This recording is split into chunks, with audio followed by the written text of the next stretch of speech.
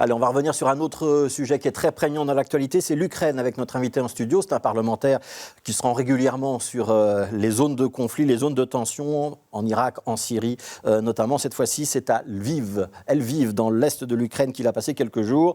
Médecin de formation, conseiller communal à Aublay-Saint-Pierre, mais surtout donc député fédéral, membre du CDH qui maintenant s'appelle Les Engagés. On en parlera d'ailleurs à la fin de l'entretien. Nous accueillons Georges d'Allemagne. Bonjour Georges d'Allemagne, merci d'être avec nous. Vous êtes resté, je crois, 5 jours, c'est ça, sur place à Lviv, dans l'est de l'Ukraine. Vous revenez avec quel sentiment ? D'avoir vu cette terreur dans les yeux des personnes que j'ai pu rencontrer qui fouillaient des 4 coins de l'Ukraine. J'ai vu des gens qui arrivaient de Kharkiv, du nord de l'Ukraine, de Kiev, de Mariupol. Et j'ai vu effectivement cette guerre de près. J'ai voulu montrer physiquement vraiment ma solidarité avec cette population qui ne demandait qu'à vivre librement, en fait, il faut le rappeler. C'est quoi l'ambiance que vous avez vécue à Lviv ou dans les villages alentours ? C'est à la fois une terrible angoisse par rapport au front qui arrive, et donc des populations qui s'apprêtent, qui se... Jusqu'à présent, c'était une zone relativement épargnée, mais depuis 2 jours, il y a des bombardements. Et donc, ils étaient en train de s'organiser, de se protéger, de construire des abris. Donc, toute cette préparation à l'offensive à laquelle ils s'apprêtent, et puis aussi un grand hub humanitaire où ils accueillent donc ces centaines de milliers de personnes qui fouillent de toutes parts, où ils accueillent aussi l'aide étrangère qui arrive de là, de la frontière polonaise. Et qui ensuite est redispatchée vers plusieurs régions d'Ukraine. Et aussi un sentiment de détermination, de courage, une forme aussi de calme, comme ça, avant la tempête. Tout le monde sait ce qu'il a à faire, c'est extrêmement fluide quand vous arrivez dans le centre de coordination de l'aide humanitaire. Chacun sait ce qu'il doit faire, chaque colis qui arrive d'Europe est déballé, trié, réempaqueté, réenvoyé immédiatement à des personnes qui en ont besoin. Donc logistiquement, ça marche. Et donc une logistique qui tourne, qui roule, avec très peu de moyens, il faut le rappeler. C'est quoi les besoins les plus urgents ? Si vous aviez des conseils à donner aux Belges que de faire des dons ? Non, alors d'abord et avant tout, et je dois le dire, la première chose que nous disait chacun des Ukrainiens rencontrés, c'est fermer le ciel, fermer le ciel, fermer le ciel. Donc ça, c'est pas des dons humanitaires, c'est plutôt une demande militaire. Il faut le rappeler, et donc parce que ces bombardements, ça tue, ça blesse, ça effraie. Et donc, pour le reste, c'est de pouvoir aider toutes ces personnes dans toutes sortes d'aspects, donc à la fois médical, on a été voir un grand hôpital de Lviv, à la fois sur le plan des abris, à la fois parfois tout simplement sur le plan financier aussi, pour pouvoir se payer un bus, un train, pour pouvoir également fuir, rejoindre une famille, rassembler des parents.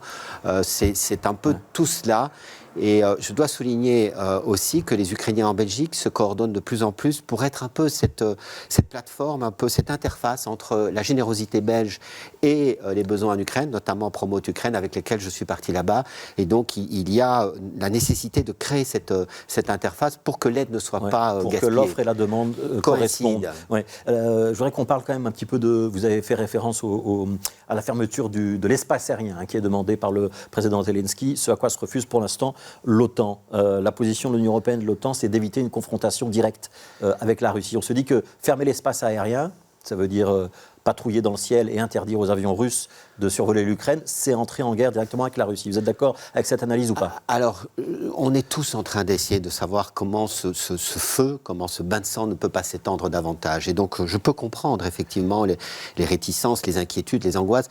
Je pense d'abord que Poutine joue beaucoup sur ses peurs et qu'il faut absolument voir qu'il a toujours joué. On doit prendre ce risque ?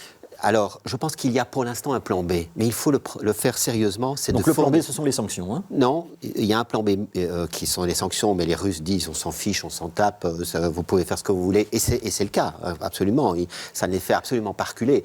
Sur le plan militaire, nous avons fourni des armes, mais nous n'avons pas fourni les armes qu'ils réclamaient d'abord et avant tout, et qui sont ces missiles antiaériens portatifs. Nous en avons, j'ai fait une enquête récemment, nous avons 24 systèmes de missiles Mistral. C'est ce type d'armes qu'ils réclament aujourd'hui pour pouvoir faire en sorte que ces avions arrêtent de bombarder les populations civiles. Il faut fournir ces armes. On a fourni des missiles anti-chars, donc ce qu'on appelle des bazookas dans le langage normal. Voilà, on a fourni des mitrailleuses, on a fourni des gilets pare-balles. Donc il faut aller plus loin, il faut aller vers des missiles anti-aériens. Mais certains pays ont commencé à en fournir. Je pense qu'on doit fournir ce type d'armes. C'est là qu'est le danger pour l'instant pour les populations ukrainiennes. Ce sont ces bombardements anti-aériens. Et donc, puisque nous ne pouvons pas, et je peux comprendre encore une fois ce raisonnement, rentrez-nous directement directement en confrontation militaire avec la Russie, on doit fournir ce tir d'armes pour essayer d'arrêter effectivement ces bombardements indiscriminés. Ouais. Vous croyez en une sortie diplomatique de cette guerre? Je pense que... Ou il faudra qu'il y ait un vainqueur et un vaincu pour que les choses s'arrêtent? Je pense que Poutine est déterminé, il l'a dit, il veut envahir toute l'Ukraine au minimum. Et il ira jusqu'au bout de ce plan-là. Il pourrait envahir d'autres pays.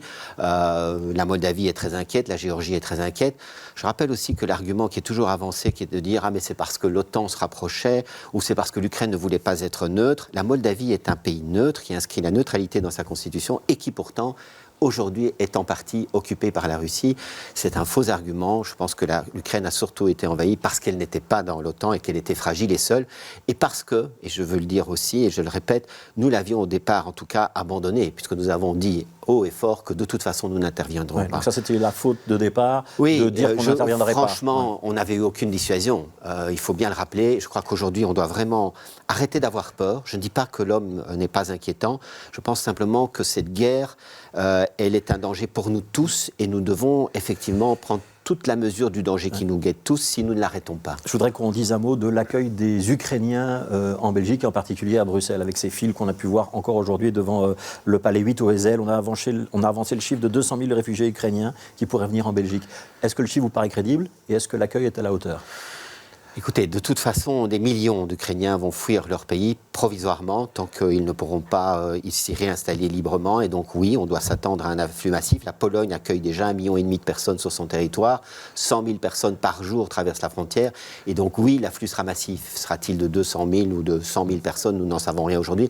Ouais. Est-ce qu'on aurait pu organiser mieux les choses au Heysel? Oui. Je suis toujours fasciné de voir à quel point notre pays, qui a tant de moyens, tant d'énergie, est incapable d'être proactif. On l'a vu dans les inondations, on l'a vu dans la pandémie. Il nous faut toujours du temps avant de nous organiser. Je trouve ça déplorable. Il faut un pilotage clair, ferme sur cet accueil. Et on voit toute l'énergie et toute la mobilisation. Et donc, ça n'est pas excusable, ce temps perdu. Pourtant, il y a des facilités pour les Ukrainiens qu'on n'a pas accordées aux Syriens, aux Afghans, aux Kurdes, aux Irakiens, aux Soudanais, etc. Ça vous choque ou pas? Non, je veux m'inscrire en faux par rapport à ce débat. Quand vous êtes d'accord avec Sami Madi, c'est pas la même chose. Ce n'est pas la même chose. Nous sommes en première ligne. Nous avons accueilli massivement les Syriens, massivement, parfois même aux dépens de notre sécurité, il faut le rappeler. On les a laissés en Turquie aussi, on a même payé la Turquie pour qu'elle les garde. Et donc la Turquie est un pays de premier accueil, c'est normal, nous sommes le pays de premier accueil. Pour l'Afghanistan, nous avons établi un pont aérien pour faire revenir ici des Afghans. Je pense qu'il ne faut pas faire ce procès aux Européens. Les Européens sont des pays qui sont globalement généreux, il peut y avoir des problèmes, il peut y avoir des pays qui sont réticents, ça n'a pas été le cas. Et ici, nous sommes le pays de premier accueil par rapport à des personnes qui ne demandent pas à être réfugiés, qui sont simplement accueillis provisoirement, temporairement chez nous. Il nous reste 1 minute. Je ne peux pas ne pas vous poser une question d'actualité.